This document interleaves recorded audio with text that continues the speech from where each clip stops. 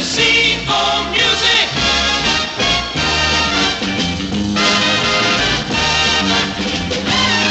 In Waterbury, WWCO swings. This is where it's at, where it's happening. WWCO. You're turned on with radio 1240 Waterbury, WWCO swings. It's happening on CO, the station that is in the know. The hits never quit on 1240 radio, WWCO. WWCO, yesterday. The Party CO. The Party CO. The Party CO. The Party CO, Super Music CO. The Party CO.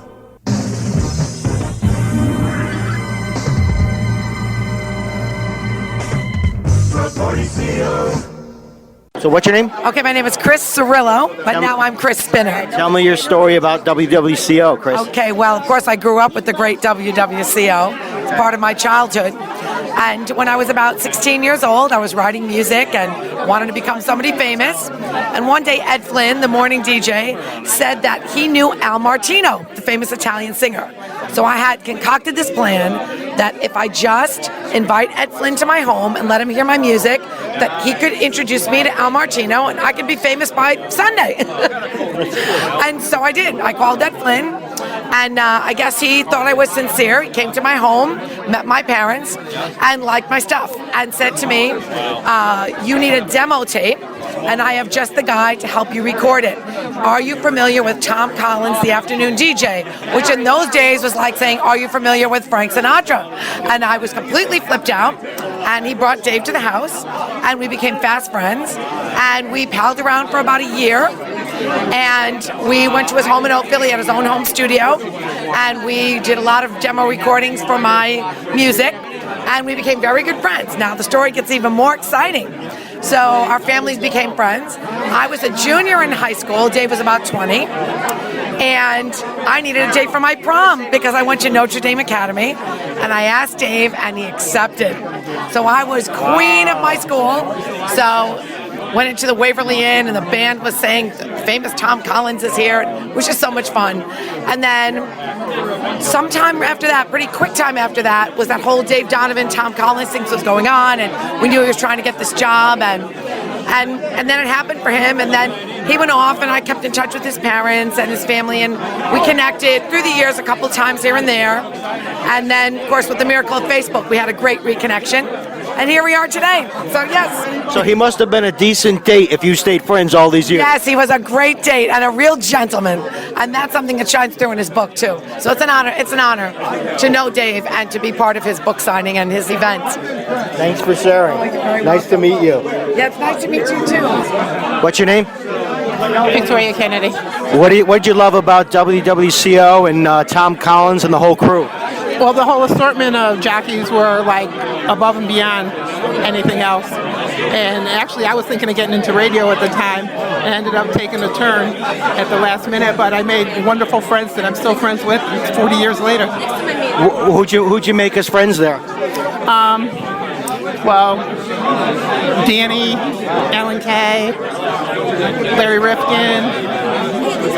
And it's amazing the impact that radio station had on the community. I still do charity stuff, working with Eddie, and all the muscular dystrophy and all that. It's amazing. And it was just really a part of our lives, right? Yeah, my love for music, that's where it came from. And the air staff, they really connected, right, with their listeners. They were awesome. And you turn on other stations and it was just flat.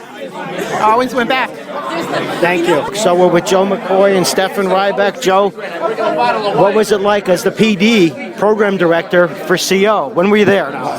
It was great. I was there 75 to 76, and Peter Marcus made me the PD after I was there for a while, and we had a lot of fun at the radio station. You know, it was very community oriented. You work with fun people like, you know, Tommy Collins and Danny Lyons, Ed Flynn, of course the Mad Hatter, Steph was there.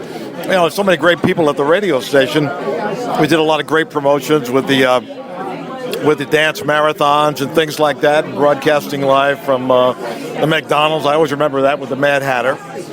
It was just a great bunch of people. Doug Sorensen was also there, and Doug went on to become a great PD out in Denver.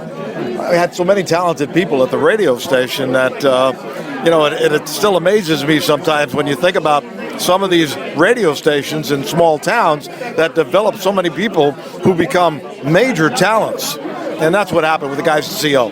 What was your vision as the program director for that station? My vision was to make it number one. That was that was my first programming job, you know? I mean, I was kind of Peter Marcus, because I had worked already in New York market, Peter Marcus, I guess, assumed that I could be the program director because he thought I had a lot of good ideas. And so, you know, I have to thank him because he actually gave me the opportunity to have my first programming job, and it gave me an opportunity to go from there to NVR to program, and then to WCBS FM in New York City. But CO, what number market was it at the time? Do you remember? Got me. I don't know. I don't know. I have no idea. It was a small market station. You didn't have much of a promotion or marketing budget, so how'd you do it? No.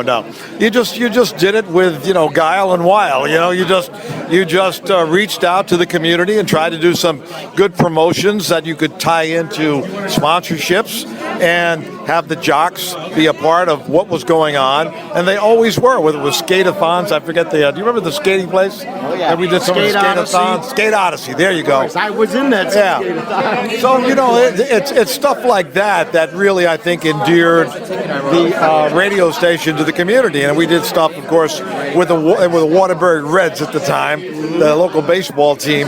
So we had a lot of fun. Yeah. And the bike-a-thons, the skate-a-thons, the live from the McDonald's restaurants. I mean, you guys were out in the community like nothing I've ever seen since in all the years in radio. Well, everybody liked to do that. Danny Lyons, you know, Tommy Collins, and of course the Mad Hatter. They were all a big part of that. You know, every time I think of Waterbury, I think of the Mad Hatter, Eddie Maglio, the character that he was, the fun guy that he was, and Schulte's at the toe shop.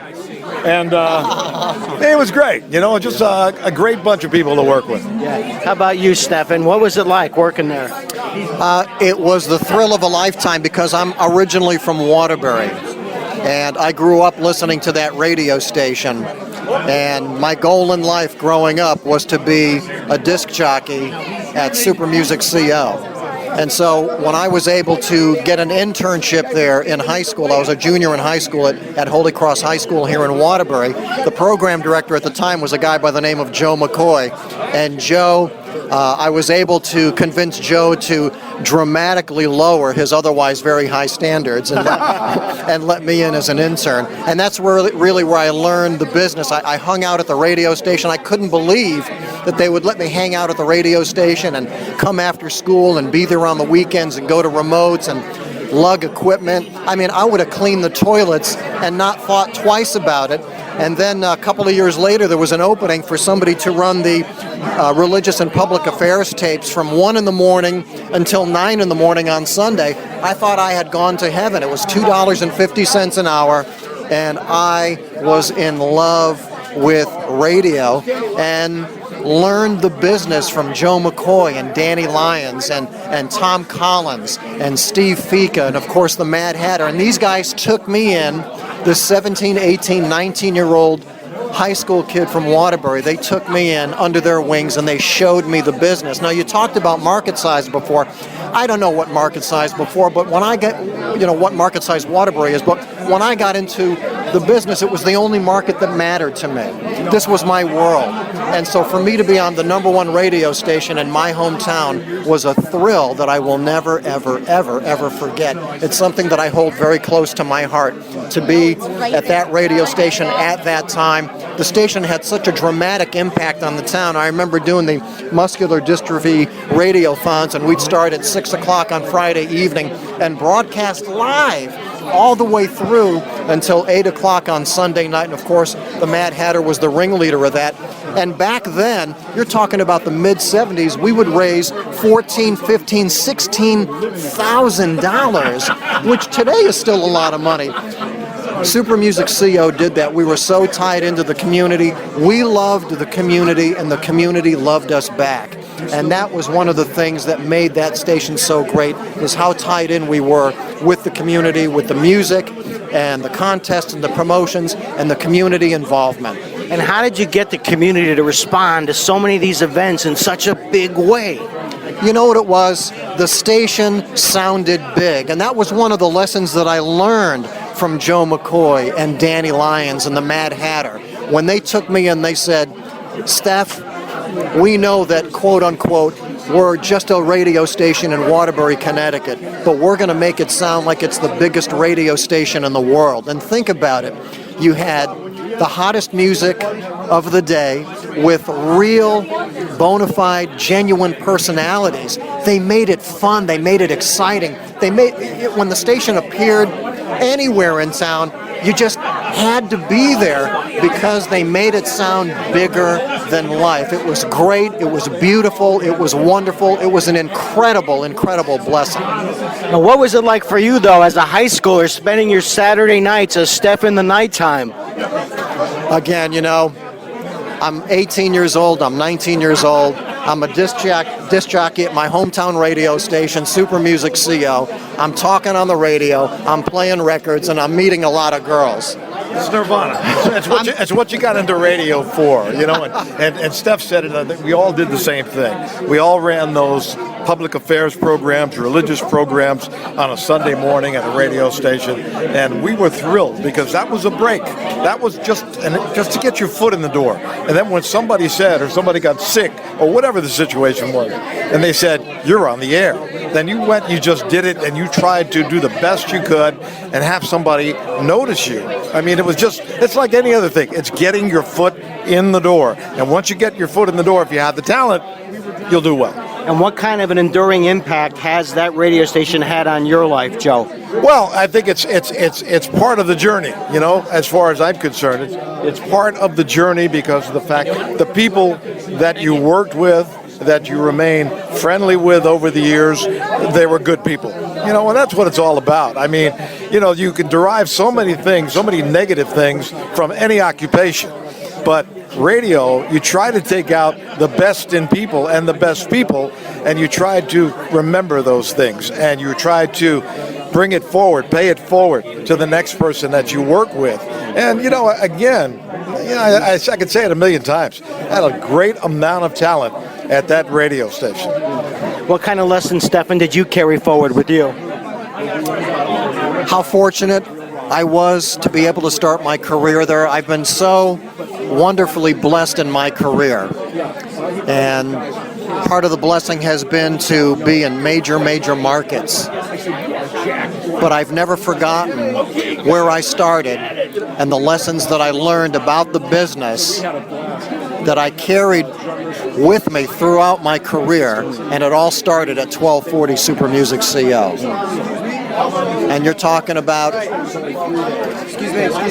again, just an amazing collection of people, an amazing collection of talent.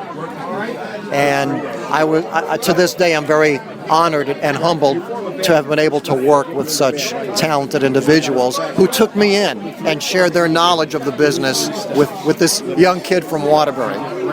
That's great. Thanks, guys. I'm going to keep getting some other folks. Talk to also. I'm going to get him as well. Great to meet you. Great to see you again. Anytime you do Thank you. Steve, Mike Graham from Facebook. How are you? Great to meet you. You did a wonderful service to the CO folks. Again, I haven't seen Ron in I don't know how many years. When I first came to CO, he was there, and I told him, I just repeated, he had the most unique radio voice I ever heard. I had a radio voice, but he had the most unique radio voice I ever heard. Well, I'm so good to see him. I'm interviewing folks tonight to put up on Facebook. Right. What do you remember most? What did you love most about CO? Steve Thomas, Steve Fika. It was. I had worked at other radio stations, but I came to CO in 1979, February, and right away there was something very different about every other radio station. First of all, fan adulation, respect for the newscaster. Again, we're news guys. We were the jocks, but friendships that built in that were spanning 40 years now. It was a unique experience. I worked at other radio stations. I worked from 73 to 78. All those guys I met, I am still friends with. It was very special. That station was so special, and I can't tell you why.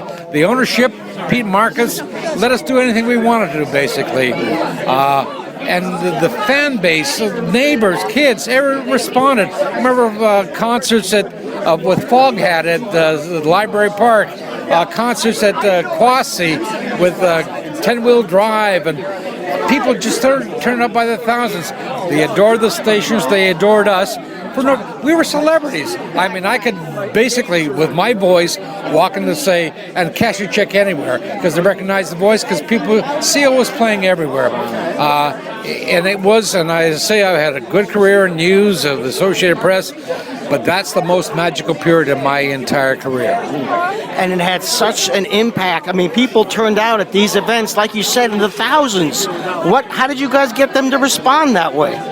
We were just regular people, and there were no marching orders. You had unique people, Danny Lyons, Tom Collins at that time.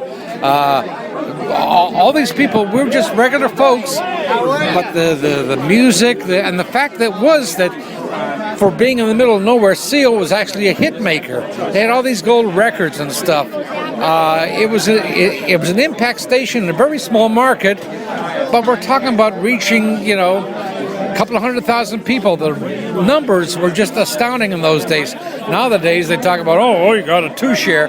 Oh, we're talking the teens and above and 20. And it was just if the mystical, magical programmer from ever tried to put everything together, that he would have created CO in that period. And what life lessons did you take with you from that experience, Steve? The value of friendship.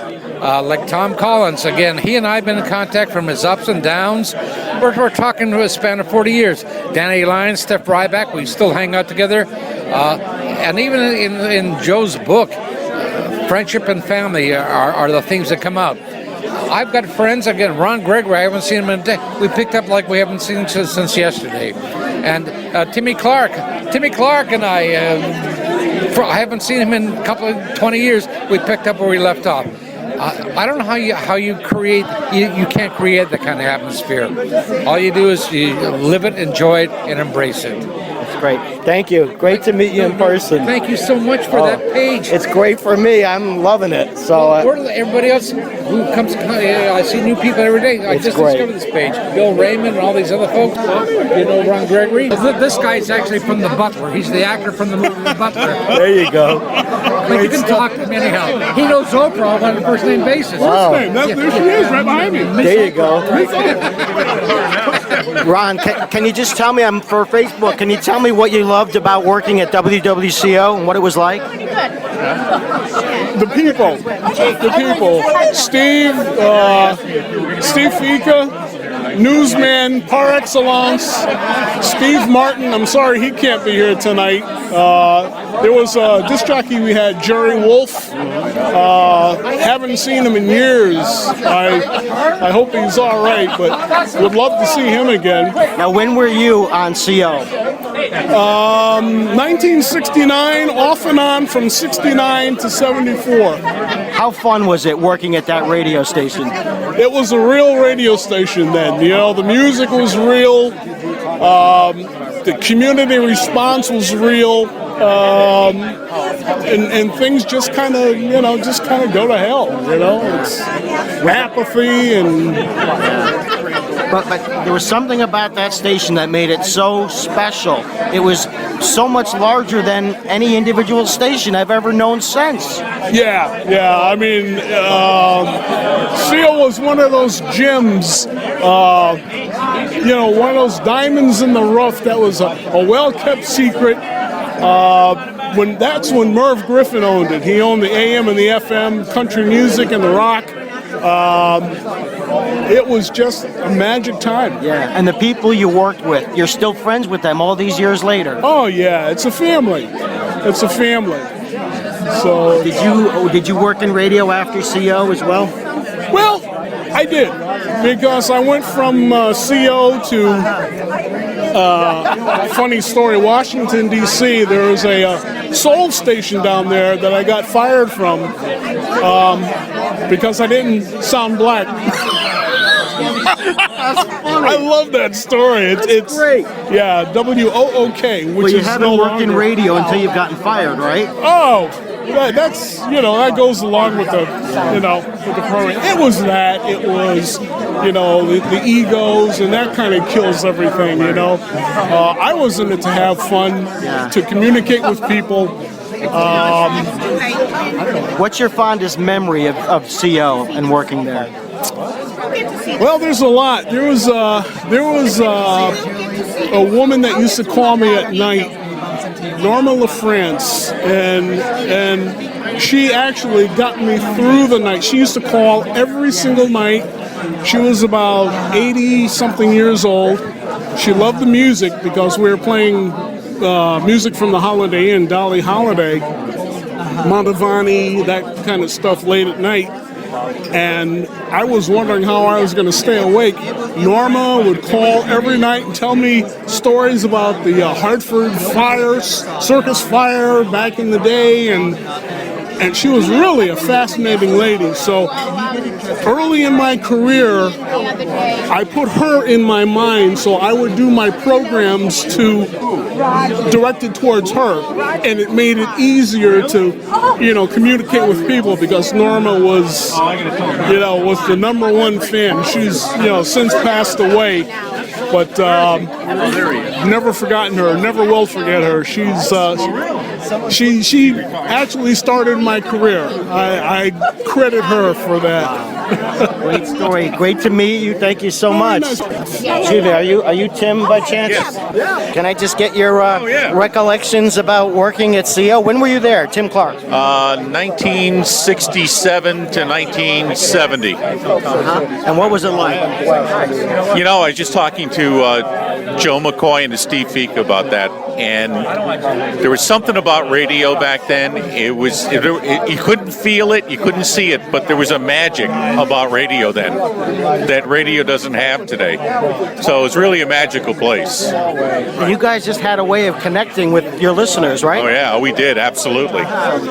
People would listen, and you'd have great telephone conversations with them, and so it was really nice. And what air shifts did you work? I did weekends primarily, but I was bouncing kind of back and forth between AM and FM. Now, was that your first job in radio? Oh yeah, I started basically the same way Dave did, was going down there when I was 17.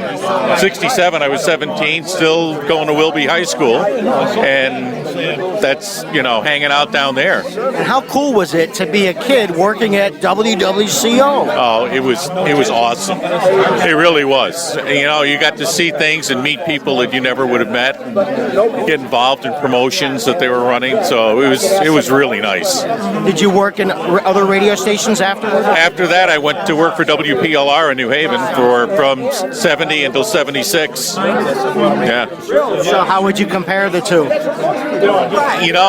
PLR was very special too, because it was just the start of FM, and you were coming into a whole new genre of listeners and music, and PLR was the cutting edge of what was going on. So I left one cutting edge radio station, went to another one. FM had trouble in the beginning getting going, but we were giving away FM converter radios for cars to get people to listen to FM, and then it just took off after that. So that was awesome too. And what's your fondest memory of your days at CO?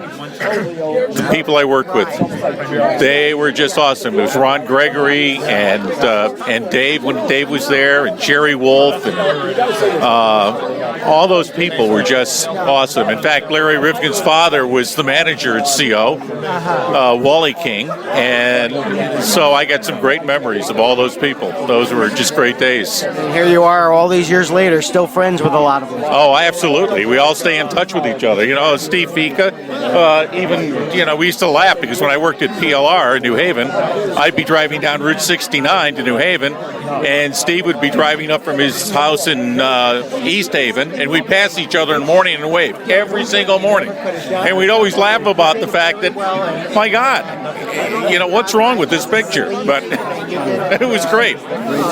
Great to meet you. Thank you very much. I'm going to put this up there. Okay? Absolutely. Nice to meet you. Nice to meet you. Danny Lyons, tell us what do you remember, what did you love about CO? You know, well, to be honest with you, for me, to be in a room that of people, the talent that I grew up listening to. So I grew up listening to CO in the late 60s, early 70s. And Tom Collins was one of the DJs that I used to listen to the radio at night thinking, this has got to be the best business to possibly in. And I aspired to actually work at that radio station, WWCO. That was my only dream. And it took me a roundabout way to get there. But I did get to work with Tom Collins. I see Ron Gregory. I replaced Larry Rifkin, who was Brian King on the air. His father was Wally King, ran the radio station back in those days. So I was that kid that was listening to the radio, and then I got to work with these guys. So for me to come back 39 years later and have had these friendships all these years, I can't even describe what a great feeling that is for me. And what was it like when you started working there? I mean, you started on what, your 18th birthday, is that right? I started in West Palm Beach at WLIZ on my 18th birthday. That was a radio station owned by Sam Phillips, who owned Sun Recording Studios at the time. So when the program director of that radio station, because I had gone to Miami, Fort Lauderdale, West Palm, all those radio stations trying to find a job, finally somebody hired me. So I did an audition for him in a studio on Wednesday, and when he came out to the lobby and asked me what I was doing on Saturday, I said, it's my 18th birthday. And he says, well, you're going to be on the radio. So, of course, you walk out of there 3 feet off the ground and make all the phone calls back home saying to everybody, I'm going to be on the radio. The most exciting day of my life. Is that why you went to Florida, though? Well, I went because I couldn't get a job here. I couldn't get a job at CO, at 104, ATR. No one would hire me. So I went, what I did was flew to Fort Lauderdale. My intention was to hitchhike up the coast, which is on a map, maybe a foot and a half, but it's 1,300 miles. So luckily I found a job in the third town. So I worked there for a couple of years and then came back, and Ed Flynn hired me at CO. But I was working at a little radio station in Bristol at the time, that summer of '74, and listening to TJ Martin and Ed Flynn and Tom Collins, and hearing these guys on and knowing that's the only place I wanted to be. And then Steve Thomas, when he heard my tape, hired me to do news. I probably would have done it because I just wanted to be on the air, but I just wanted to be on the radio. So for me to be on my hometown radio station was the next best day of my life. So what was it like? I mean, working on that radio station, it was so larger than life. Yeah, I mean, I was with the Mad Hatter every day. It was larger than life, and it was fun to be, a little star in our town. But I knew that when I got into radio, I was going to be able to help. So I've always gotten involved in charities, and I remember the bike-a-thons we used to do, and looking back down East Main Street and seeing all those bikes still coming and the money we can raise for charities. We used to do the radiothons at McDonald's, and Steph Ryback and I talk about this. We would raise $18,000 or whatever the number was back then. That was a lot of money. We had a community of DJs that loved what we did. We understood that we could give back to the community, and the people in the community were right with us. It was a dream, absolute dream. Where did that kind of cause-related inspiration come from for you? I'm not really sure. I think that when I heard that radio, you got a license was granted to you to serve the public and the public interest. I guess I took that to heart. But even in Florida, when I was 18 years old, I was working, for the Cancer Society. I was on the board of directors for the Cancer Society in Waterbury. I might have been 20 years old. Larry went to Easter Seals. We used to do a lot of fundraisers with Easter Seals. I don't know. I just knew that I had that opportunity to be able to use what power I had with the radio station to do that good in the community. And how good did it make you feel to go out at these events and have these huge turnouts and the response that you got? I think you got spoiled.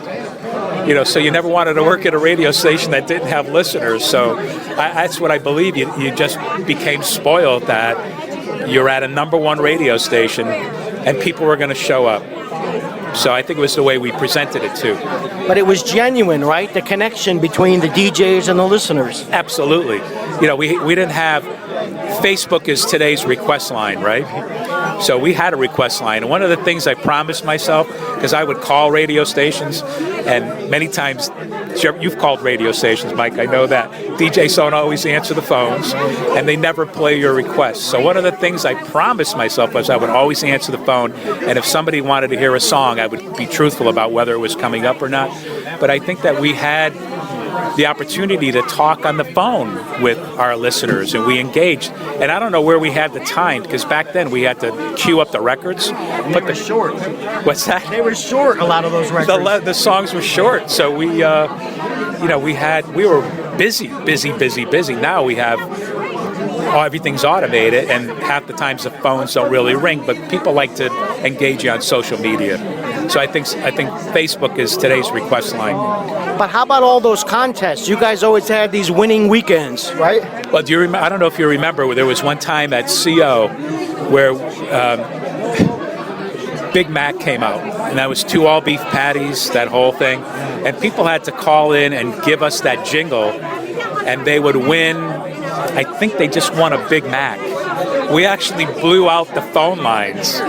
So what was the phone company at the time? SNET, maybe? I don't even remember what it was.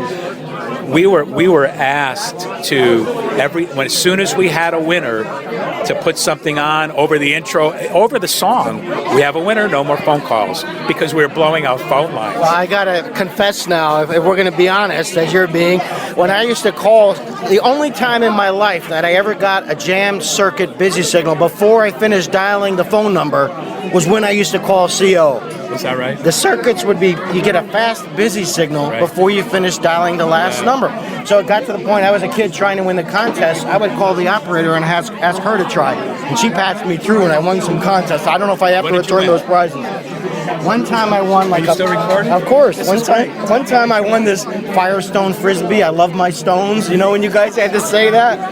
I won the Eddie Money, his debut album. Eddie Money, and a bunch of stuff on sale. My sister won $11.11 playing the high-low. I mean, you guys were giving away cash. You had to guess. You had 12 seconds. I love my stones. That was Bill Neal. Do you remember that name? Yeah. Barely, right? He came in after, I'm going to say after Joe McCoy left. Right. Bill Coleman. Okay. Bill Coleman might have been the name he used. And then he went to Philadelphia. Wow. I think he went to WIP or something like that. Yeah, it was a dream to work for CO. And you were there for how long? 4 years. 4 years. 4 years, and I worked one of the years part-time at Waves. Chuck Martin hired me. Actually, Steve Martin, who was one of our news guys, recommended me because he had gone to Waves. So I was working a couple of days a week at Waves. And then in '78, when the station was going to go back to, I think, an adult contemporary sound, they hired Ed Flynn back. and the station got sold. And I was working part-time at Waves, and then Pete Salant, had a full-time opening, so I went right to Waves. And then from Waves, TIC, KC101, obviously. And then TIC FM offered me a job. I worked for Goldstein, but I was working at WNBC part-time. And then Kurt Hansen, I'd started Weeby in 1983. He wanted to kind of get the station up. And then he called me in 1987, asked me to come home, so to speak, and that's where I've been for 26 years. And Jack Mitchell went to Waves before you did, right? Yeah, Jack and I were best friends. Yeah, we were best friends. And, it's so funny because I used to say about Jack that he was one of the guys that would be able to get up at my funeral and say something true about me because he knew every bit of me. And we had a great time. He was such a talent. What a voice. Yeah. 38 years old. It's crazy. Yeah, and we worked at TIC together and Waves together and CO. I mean, man, great times. And his brother still is in the business. Stuart, So what do you? I mean, those events at CO, those live broadcasts from muscular dystrophy, the dance-a-thons, the hike and bike-a-thons. I mean, you guys were everywhere. You know what? Now that the way you're saying that, because I can see the look on your face, it's like you guys put all those hours in. I don't think we ever thought about. We thought about the hours that we were away from the radio station, as opposed to the amount of hours that we were in the radio station. Being away from the radio station was the least fun we were having in our life. We wanted to be in the radio station. We wanted to be involved in the radio station. So those dance marathons, the radiothons would go on for 3 days, and we didn't sleep. We didn't want to sleep. Be exhausted at the end of the day. And some of these wacky ideas, like the Mad Hatter broadcasting from a giant block of ice, or you streaking at Frisbee School. What was all that stuff about? I don't know. I think you just thought of crazy things to how are we going to raise money. That was Easter seals. That was the Easter seals on the block of ice. That night was actually the night of my 5th high school reunion at Holy Cross, and I couldn't go because we were on the ice. But a lot of the guys came down after, so that was fun. It was fun. The streaking, that was probably the hot thing at the time, and I was involved in the Cancer Society, and they said, hey, wouldn't it be great if we did this? And I went along with it. So, and there's pictures to prove it, unfortunately. That's classic. But the money that you guys raised and the reaction from the listeners, I mean, it's got to be something that you carried forward with you. Yeah, we still do. We still try, to do as much. We have at Weeby, we do Christmas Wish. I'm sure you hear that, and that's a program that we get response to 12 months a year. People still come up all the time and say, I hear those wishes, I cry on my way home. So, we know we can still reach people, and we can motivate people to do a good thing. Today is December 13th, tomorrow is December 14th, the first anniversary of Sandy Hook. And the one thing we're asking our audience to do tomorrow is to just do an act of kindness. So we can remind a lot of people. It's the real power of radio, right? The power of radio. Yeah. And the power of social media. Yeah, right. Absolutely. And how about the Mad Hatter, Eddie Maglio? Talk about your relationship with him. He was my friend. He was my mentor. We did so many things together socially. We hung out. For me, again, Mad Hatter broadcasting live on the rooftop of from Schulte's Head to Toe. But the rooftop, it was on Railroad Hill Street. What was the name of that? It was a stereo place. I would go there in 1970 at night with my friends, and we would come down in our cars and watch the Mad Hatter. I don't think my friends really wanted to be there, but I had to see this disc jockey on the rooftop. So that was bigger than life, right? Radio was bigger than life. So I got to work with the Mad Hatter, and then I got to be friends with Ed Maglio. I mean, we were dear friends. He guided me in so many ways in my personal life because he had so much experience, and I appreciated his talent. I love the guy. It must have been bittersweet when you left to move on and move up, right? Yeah, but I think at the time we were ready to go. The station was moving in a different direction. Waves was that was another legendary radio station, and to be in those studios at 152 Temple Street, oh my God, with Pete Salant and Kurt Hansen, Mike West, those guys. So yeah, Westy was there, and then to be able to have that opportunity to go on to FM at KC 101. I told Pete in January of that year, 1979, that I was burning out and I was thinking about taking a leave of absence from radio. So when it came time, but there was talk that we were going to move over to FM. And when he came to me and said, we're going to make the move, that's the good news. We're going to make the move to FM. And I was like, great, that'll be that whole new spark that I need. But the bad news is we have to let one of the midnight guys go. We were doing 9 to noon, noon to 3 at the time. And he goes, and you had expressed a desire to get out of radio, so I'm letting you go. Oh, man. So that was the worst day of my life. I went to Steph Ryback's house that night. I think he got drunk and cried. And the next day, Pete called back and said, look, I think we had a change of heart. Would you come back? And I did. So that was phenomenal that I got. So I almost missed out on KC 101. Oh, my God. It was another legendary radio station. What was that like, working there? In the founding days of that station? You know what? I've been probably the luckiest guy in this business because every radio station I've worked at in those 4 or 5 years that I was there was the same experience as CO, the same kind of experience at KC 101. TIC, we had that same experience. And then at Weeby, it was back with my old friends. And Steve Fika, come on. What happened to the straight news? 40 years of bliss I've had with him as my friend. 40 years of happiness. TICFM, you guys were out in the community. I remember you had these ice cream trucks all over town giving out ice cream. Yeah, we did that on one of the hottest days of the year. You have a great memory. We went into Bushnell Park and we put up, we had ice cream trucks and people just came in droves. Yeah. It was amazing. Yeah, radio was fun. The DJs were hosting it, giving out the ice cream. Jane Welch, in different trucks. Neil Jackson, Gary Craig. I mean, that was a legendary station during that time. Yes, I was lucky again to be part of that whole. Steve Goldstein was the PD, and then Gary Wall came in. The station was huge, and that was another great experience for me. So I don't know why I've been so lucky, but I've had that. I've been there, man. And now, what? More than 25 years at Weeby? I think it's 20. So 87, 26. It'll be 27 years in March. How have you survived all these years under all these ownership changes? Oh my God, I have no idea. I really don't know because I can't believe that much time has gone by. I said to somebody, I haven't seen Bruce Mankey in 20 years. And then I thought about that. I said, 20 years isn't even long enough. That's 2000. No, that's 1997. Is that 20 years ago? No, that would be 16 years. Time just goes by so quickly that it just happened.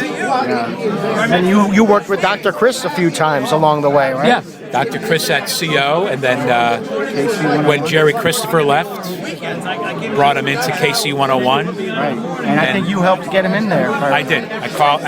Kurt Hansen wanted to hire someone else. And I thought that person sounded too much like Jerry. We needed somebody different. And we had this guy in Waterbury that was killing the town. And then Fagaria people still come up to me today and talk about Fagaria. It's legendary. Yeah, he was. I'm surprised he's not here tonight. I wish he came. Great stuff. Like you're bringing back great memories. Yeah, well, and you know what? If you say there's one thing you were going to miss about all these years later that you miss about CO, what would you say? I would say the fact that it was my dream, my ultimate dream, and that's where I wanted to be. And if I could have locked that time in, that would have been beautiful. And you got all these friends all these years later, right? Yeah, it's great. A lot of time goes by. Hey, great to see you. Thank you. Okay. Thank you, brother.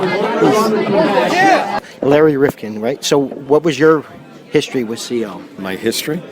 Well, my father was the manager of WWCO for many years. Hello there, Jay Crawford. Here's another Hi, Mike Grab. I'm from the Facebook page, Remembering WWCO. Oh, hey, nice to So meet you. nice to meet you as well. I used to work there many years Oh, ago. you Jay did? Crawford, Ray Simone.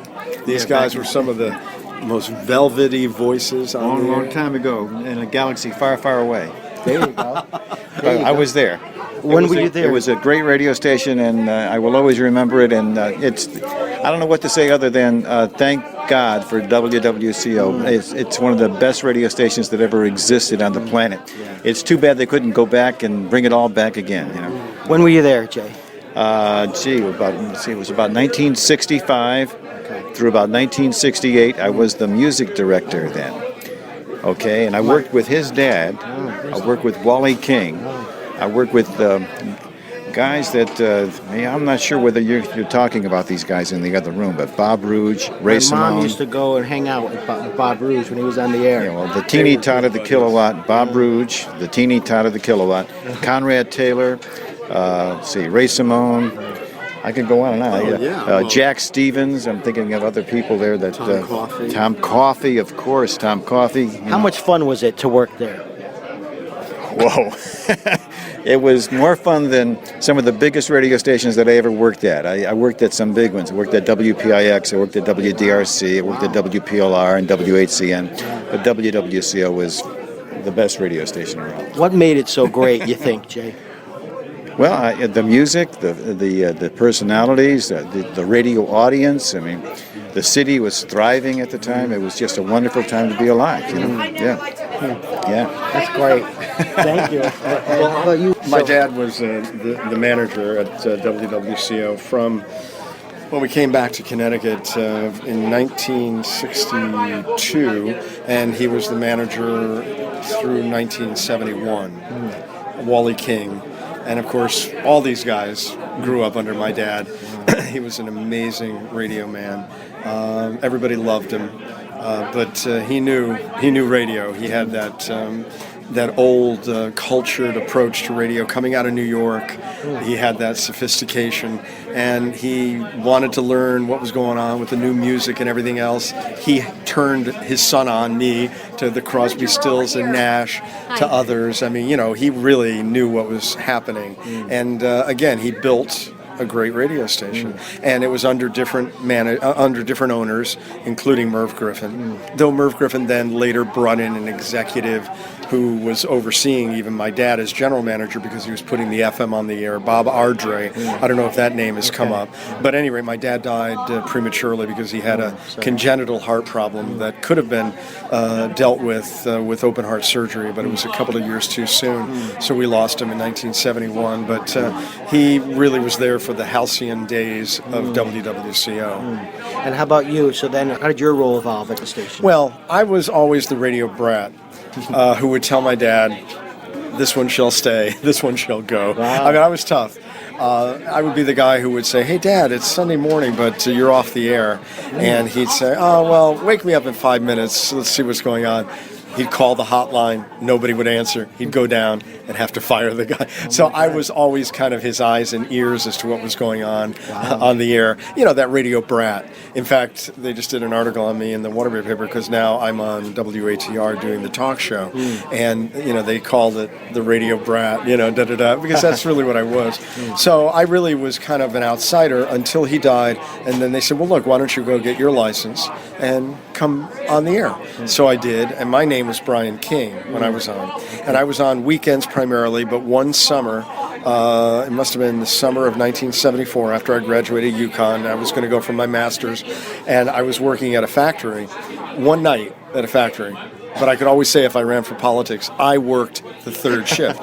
So anyway, I got a call from Bill Raymond, who was then programming, and said, hey, would you like to do 7 to midnight for the summer? So that was a glorious summer, and I was on after Tom Collins, and we got to know each other even better during that period. And that was again the summer. Oh gosh, could it have been that he was still there? No, I'm so confused. But was he there in '74?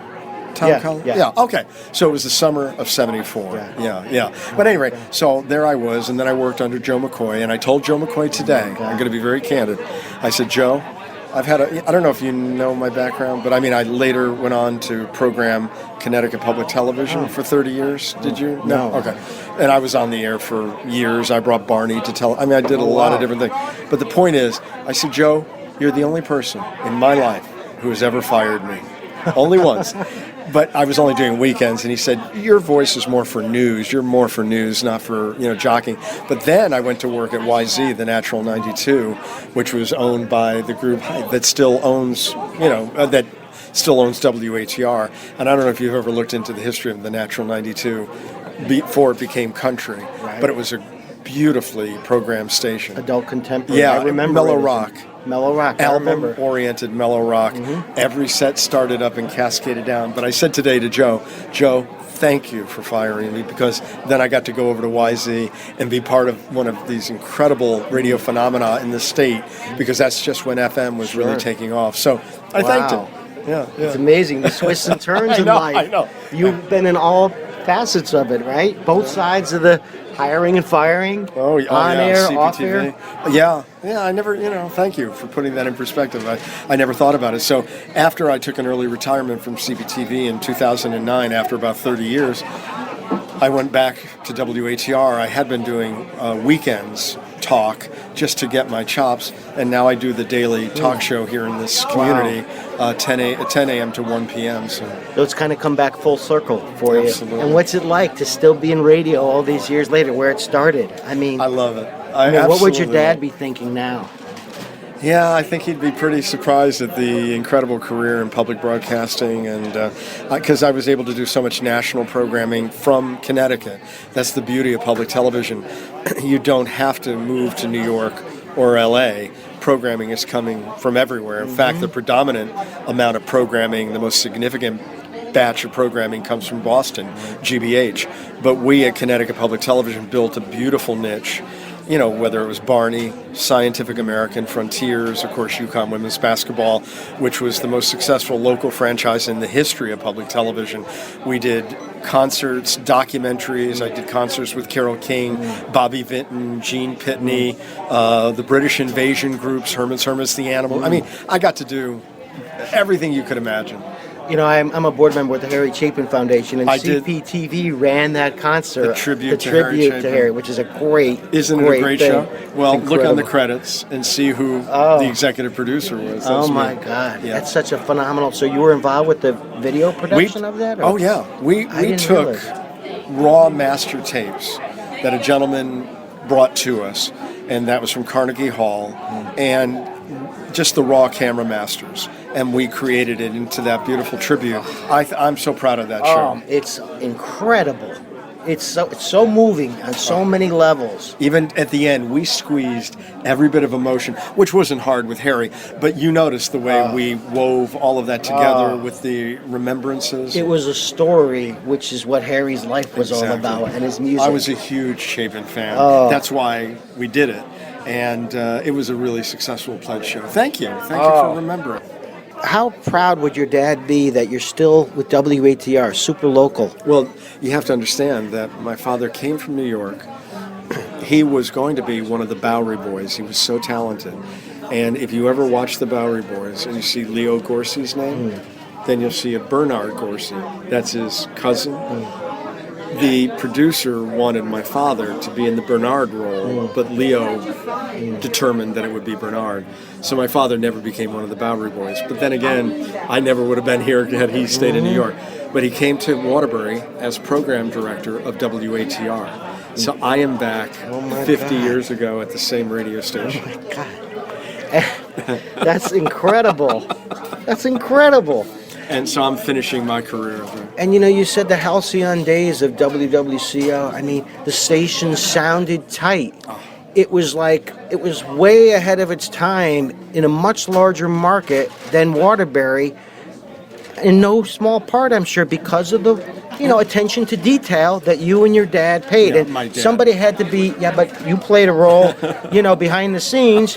Somebody had to, make sure the ship is being run, right? Yeah, absolutely. And my father, his great saying, and you can ask Jay Crawford or any of these guys, make this your last day. That was his kind of famous. But I'll tell you, he had a great rivalry with ATR. I mean, they were always the older, more traditional station. But he and Freddie Irwin, managers of these two powerhouses in town, they loved each other. They were great, friendly adversaries, working to get the sales that they could. And, you know, I mean, my father was really on the cutting edge of what was going on in that period. And if you didn't understand that change that was going on culturally, musically, or you were resistant to it, you never could manage a station like that. You had to be open to change. My father was a very giving person and a very open person to the new dynamics. He didn't resist those changes. He embraced them, he got to understand them, and then he took advantage of them and made this wonderful radio station. A broadcaster's broadcaster. Oh, absolutely. And it sounds like the apple didn't fall too far. I mean, and you know, there's so few of them these days in radio, so it's a tribute to the fact that you're still doing it, you know, thank you. with WATR. Yeah, listen in if you can. I think you'll I really will. like the show. Bill, you worked at CO during what time period? I worked at WWCO part-time in 1974, and then I went on to other places. I was in between jobs then. And then I got out of radio and started working at the phone company in 1977, and then started working at different radio stations. So I went back to CO as fill-in in the 80s at different points in the 80s, and I went back there in the early 90s. I worked for Walt Mann. He was Wally Mann on the air. Now that he does TV, he's Walter Mann. In radio, he was Wally Mann. So you're giving us the inside story here. Yeah, it's funny. It was my hometown radio station. It was a station I grew up listening to, and Bob Rouge taught me how to mix music for radio and for record hops and bars. Well, obviously I wasn't doing bars then, but sock hops. And you know, there is a mixture to how you mix the music. I mean, back then you had to think about it, and there were certain textures you had to do. Today you put it in a product like Selector from RCS, and the DJ isn't as important, unfortunately, as it was back then. What was it like working with Bob Rouge? I mean, he was a legend. Oh, I didn't work with him.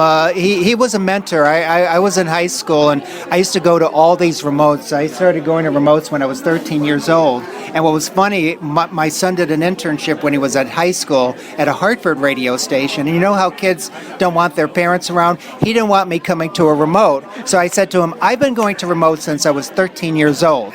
I am going to the remote at your radio station. That's funny. But I used to listen to Bob Rouge, and I used to ask him questions about radio. And I asked him one time, how do you mix music? And he told me the different things you had to do for mixing music. So, Bill, what was it like working at CO? Bill Delaney. 1974, we knew that CO was at the top of the peak in Waterbury, and WAVZ was on the top of its peak in New Haven, DRC, and POP in Hartford. And these stations I just mentioned had a certain energy to it, more so with POP, CO, and AVZ. And it was just fun to be on the air knowing that I was on the best station in the market. I mean, we had the best compression, we had the best announcers, and it was just a lot of fun. Then I worked again in the 90s, and one of my duties was to produce the Italian show, and I broke in the Italian host's son. He wanted to do radio. I said, sure, I will teach you the board. Now I taught him the board, and he started running the board for his father after I left and went to ESPN Radio. And he now hosts his dad's show. And that's two of the proudest things I've had was breaking in Joe Costa and breaking in Tom Graves. I had to teach him the equipment, and he was that was his very first job. And I've heard him do interviews and news on WATR, and he has come a long way. That's great. That's quite a history. Well, thank you for sharing that, Bill. Thanks, Mike. So you didn't work at WWCO, did you, Mike? No, I didn't. No, my brother Dave did. Oh, that's your brother. Oh, okay. My name is Mike. Hi, I'm Henry. Hi, How you doing? Good. So what was it like having Joe in the house, setting up his home studio? It was amazing that at such an early age he knew exactly what he wanted to do. You know, most of us, you go to college and you don't have a clue.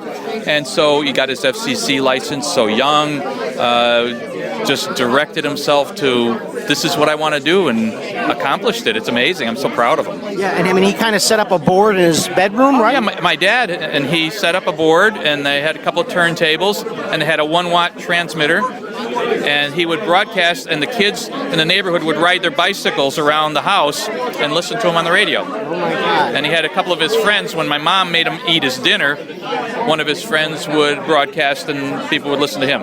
It's amazing. That's amazing. And then when he was working at CO, the hottest station in the market, while he was in high school, how cool was that? Oh, it was amazing. I said to him the other day, I remember how proud we were that first night when they were desperate and needed somebody to come in, and he went on the air and he just handled it so well, and then he became, had his own shift, and at such a young age. That was pretty. Then he's moving to Washington at 20 years old? Yeah. I remember driving the van down there, bringing his bedroom set to him and helping him out.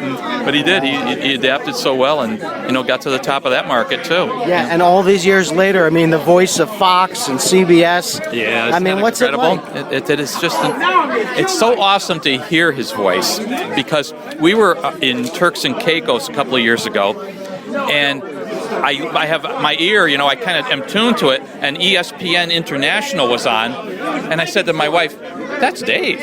And she said, "No." I said, "That's Dave." And so sure enough, I called him or emailed him, and I said, "Are you on ESPN International?" He goes, "Oh yeah, that's me." That's crazy. What'd you think about that radio station? I mean, the impact it had on the community.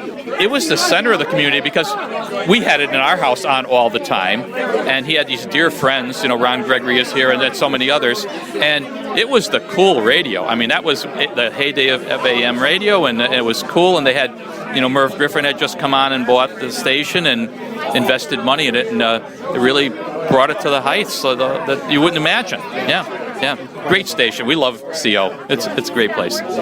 Great, thank you very much. Hi, Ann. So you co-wrote the book. I mean, and you've spent a lot of time in broadcasting yourself. I did. That's true. And what's it like? What was it like putting together this book and telling these stories? Well, it was really fun to go back in time and sort of recreate that era of the 60s and the 70s. And we work very differently. I worked in a newsroom for most of my life, and it was always noisy and a lot of action going on. But I found out in writing this book, I relished in the quiet. I wanted it absolutely quiet. But Dave, Joe, Tommy, whatever we're going to call him, he likes noise. If he was going to write about the 60s or the 70s, he would pick music from that era and play that up loud. He even had some video on TV that was muted, so we could not work in the same room, but we sent our writing back and forth to each other, and I would work on it and send it back to him, and he would write and send it back to me, and that's how it was. But it was a lot of fun working together. Now, you kind of grew up together sort of in D.C., right? And that's where you met, right? Yes. What was that like? I mean, he was just getting his first big job in radio, and you were doing TV at the time, is that right? No, I was also working in radio. We met at NBC. I was hired to work as a writer and an editor for an all-news radio station, and he was working on an all-disco music station. So that was at NBC, where everything was there. The network was there, so TV and radio, we were all in the same building. But radio was in the basement, and we shared the news wires. So he would pop into the newsroom and rip the wires, and get the news of the day and read that.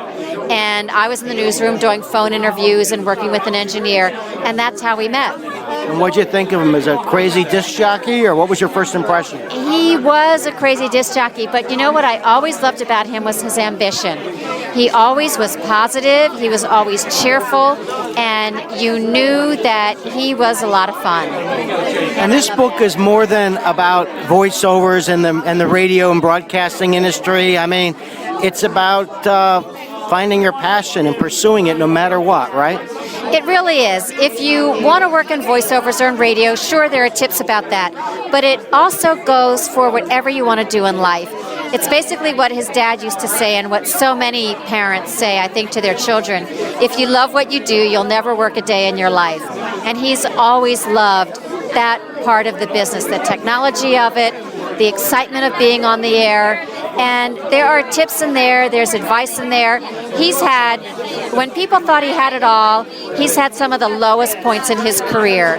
And he's found the way to stay positive and come back and reinvent himself many times over again. So there are definitely lessons to be learned. It's a little bit inspirational. It's a coming of age story, and it's finding your passion and sticking with it and working hard. And you've been on that wild ride yourself, ups and downs in your own career, right?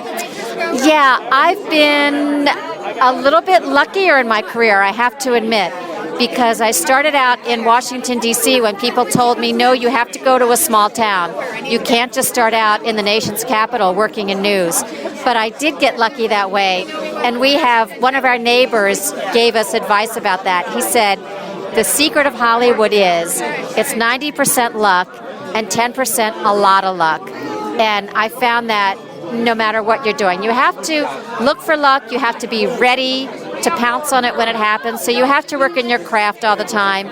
But I had been very lucky in my career, and coming from the East Coast and working in the West Coast in television, they were all very happy, I found out on the West Coast, to have someone who was educated in the East Coast. That's changed. I've been around for a while, so that's changed.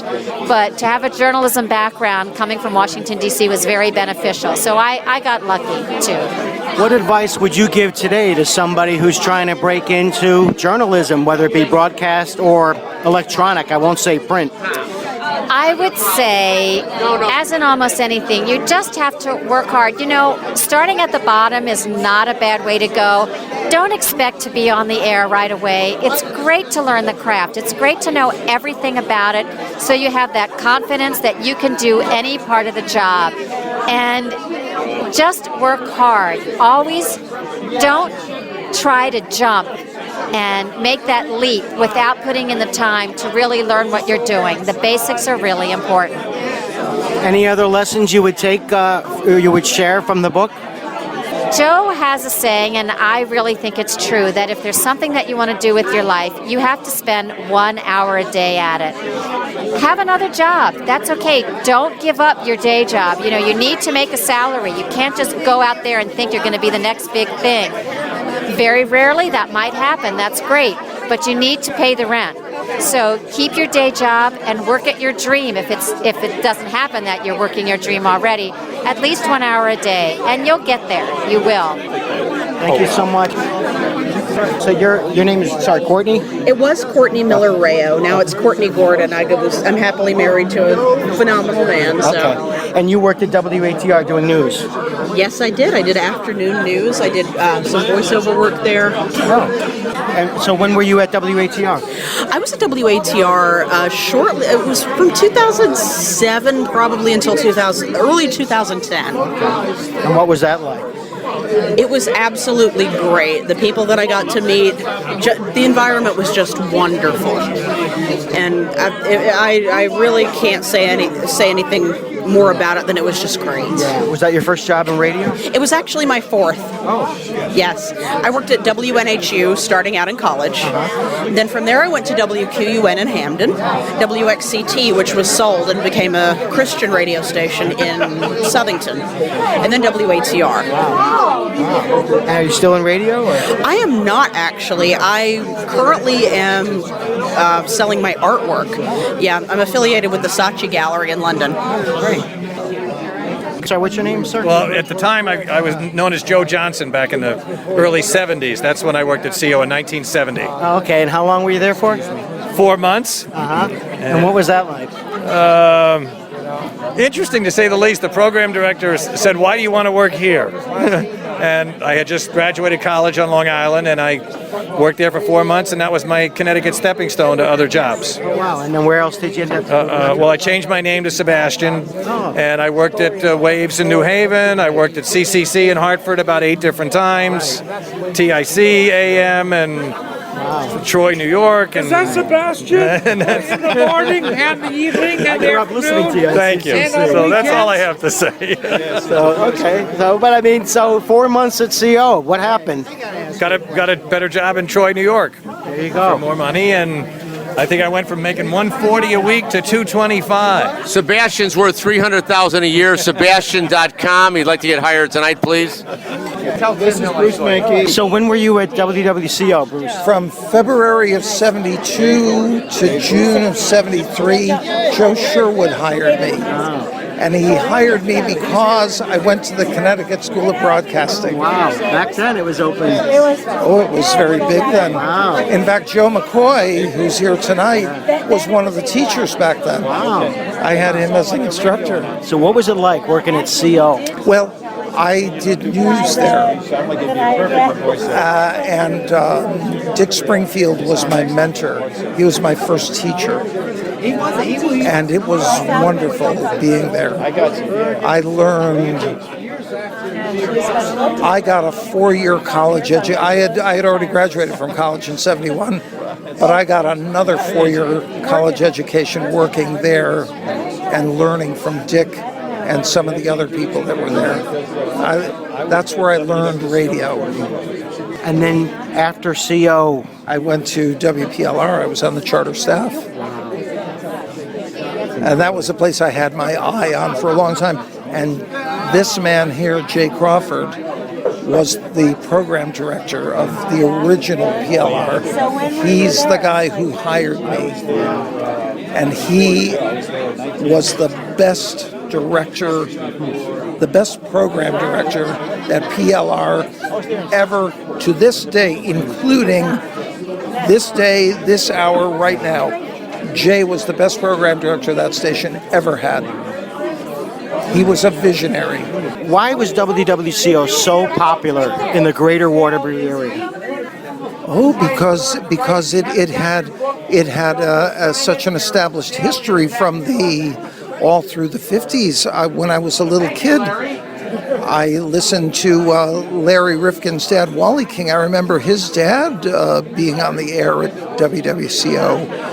And when hit music radio started in like the mid-50s, when Elvis came along, and they were already playing Nat King Cole, but when there was Elvis and Jerry Lee Lewis and all the girl groups, and then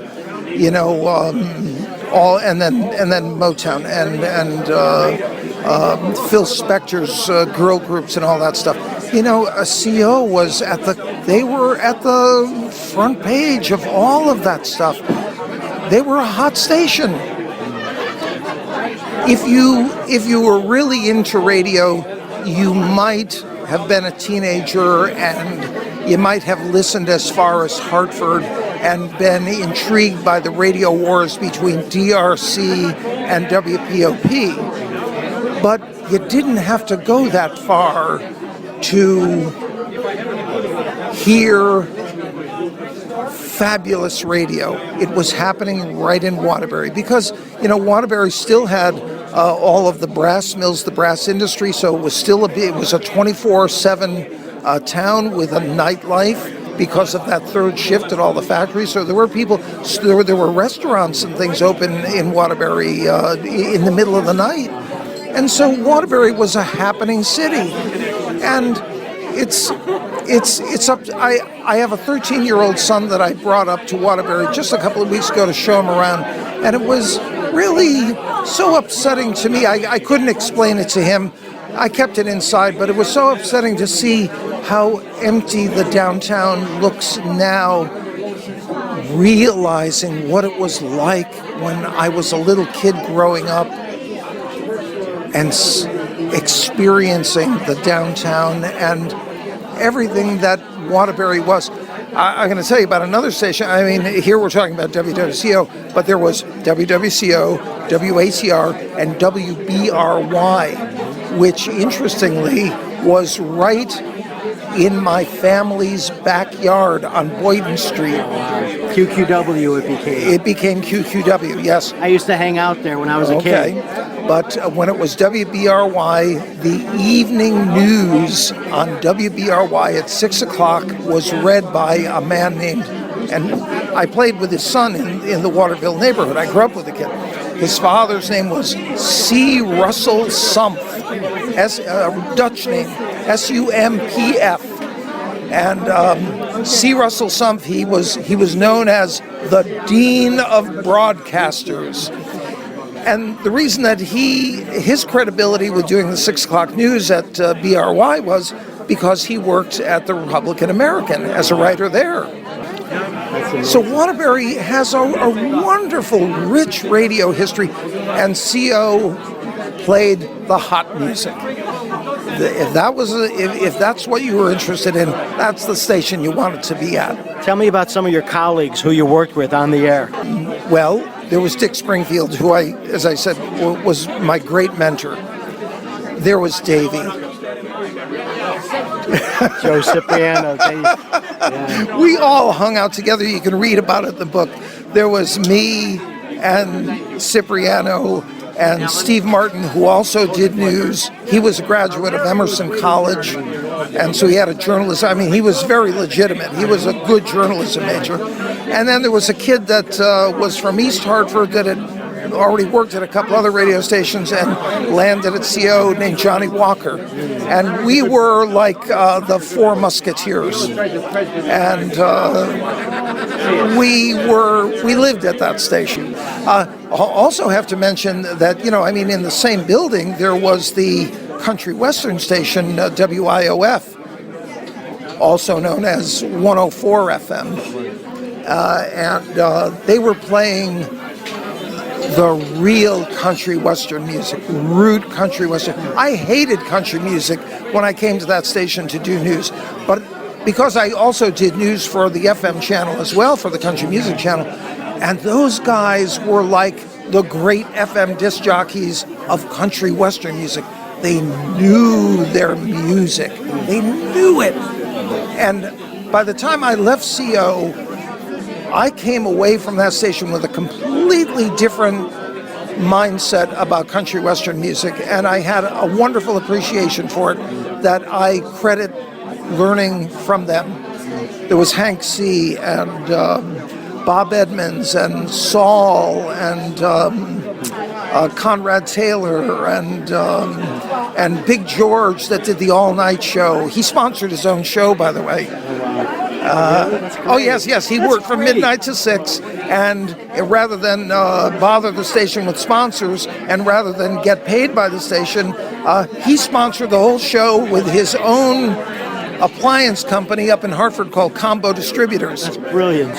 That's great. So, and radios, they're so different now versus then. I mean, everything is different. It was so radio. Community-based, CO. Yes. Yeah. And the connection that you guys had with your listeners. Oh, yeah. Oh, incredible. Yeah. It was a big, wonderful neighborhood. And the people that called, you knew them.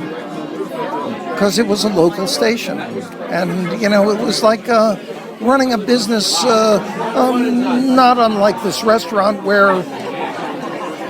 but it was a real popular place where your regulars are a huge crowd of people that you see every day and every night. And like good friends, we were all loyal to each other. They were loyal to us, we were loyal to them. That's great. Thank you so much. I enjoyed meeting you. The man of the hour. Let's see, is it Dave, Joe, or Tom? It's Dave, Joe, and Tom. Okay. In fact, there's a chapter in the book that's called Joe, Dave, Jim Bob Boy. Nice. So, yeah, that's all the names that I've had, yeah. But So- here in Waterbury, Tom Collins. What's it like coming home, Joe? Oh, this was unbelievable. I never expected this. Ann and I have been on this little mini book tour, and we've gone to cities that have meant a lot to us. New York City, where our daughter is, and we have so many friends in voiceover. Washington, D.C., which, was my broadcast home for many years. And then coming back here where I grew up, I knew my family would be here, but it's overwhelming. So many people from radio, voiceover, high school friends, people that I've known my entire life. It's just mind-blowing. And Larry Rifkin was the MC tonight. He was eloquent. And the things that he said is just unbelievable. And then to have the chief of staff from the mayor's office, I was a little worried when he said I was getting a citation from the city of Waterbury. I thought for sure, I was getting a ticket. There you go. I thought I was parked legally, but no. But that was a thrill. Yeah. Really amazing. Yeah, and 4 decades, though, Joe. When you go all the way back to your days at Watertown High School, getting a full-time job, or at least the evening job at CO, the hottest station in the region. Yeah, definitely. And I was a junior in high school, using the name Tom Collins, working 6 to 10 at night, and I would do my homework while I was on the air. And then, in my high school yearbook, I graduated in 1972 from Watertown High. At the back of the high school yearbook, everybody's supposed to write a little something about themselves, what clubs you were in and what your dreams are. So for my ambition and dream, I wrote WDRC and then the plus sign. And you know what? I got to DRC, and darn if I didn't do plus that, so that was exciting. But the roller coaster ride, it wasn't always straight up. And it never is, and it's, I think this as well. Broadcasting is not a smooth ride. There are a lot of bumps along the way. Voiceover is just like that. We've chosen a profession and a career and something that we love that's extremely difficult, and there are a lot of people that want to do it. And you know what? You just have to believe in your skills, and there are many times you're going to see some of the darkest days that you've ever experienced, and that's when you redouble your efforts and just keep going at it and believe in yourself, and that's what gets you through that, and that's what leads to success, I think. And I was talking with your wife Ann about it. That doesn't just apply to broadcasting. No, right? it's exactly. It's uniform. It's in any career. I think that everybody has to. You have to have education. You have to continue your education, work on your skills, and it's true for any. And there are hardships in all careers, and you just have to believe in yourself and keep going. But these friendships that you've forged, going back to your earliest days in radio, isn't that remarkable? It is unbelievable that people that I worked with. I have Tim Clark and Ron Gregory, who were at the very beginning of my book. These are guys, when I was 14, 15 years old, they used to let me come down to the radio station, and they put their jobs on the line because they couldn't have a kid hanging around the radio station. But you know what? Tim and Ron, they allowed me to come down. They taught me the skills of broadcasting, and I owe so much to them. And what's so wonderful, in 1969, they were the best friends, and in 2013, going into 14, they're still best friends. It's wonderful. And yet, just as they helped you out in your early going, you have the Don LaFontaine lab, and you're paying it forward, right? Yes, and I think that's very important. It's actually, when I was interviewing for the book, I was talking to Tim and Ron, and Tim had mentioned to me that it was the same for him, that he started hanging around a radio station when he was in high school. And even back then in 1969, he wanted to pay it forward. And I learned that early on in my life, and not just my career, but as a person, I learned that early on. And so I've always tried to do that. And the Don LaFontaine Voiceover Lab, provides state-of-the-art studios for people who want to learn the skills of voiceover, absolutely free. All of our workshops, all of our seminars are free. So I'm really proud of that, and there are a lot of people that put some very hard work into that. Did you learn any of those lessons about giving back in your CO days with all the community involvement at the station? Yeah, we had some fun, that's for sure. The Mad Hatter, Eddie Maglio, he was so involved with the community and all those dance marathons that we did, and all of his live broadcasts from Crestwood Ford and all over town. That was something that was ingrained in me early on. And, it's important for a radio station to be involved with their local community. And I learned that from day one. Yeah. And so who'd have thought the guy growing up just off Buckingham Street, Sunnyside Avenue, would be saying Sunday on an all-new Simpsons on Fox. Nice. Thanks, Mike. Thanks, Joe. Appreciate it. Great to meet you. Good interview. Thank you. Thanks very much. Okay. The Fondest Show.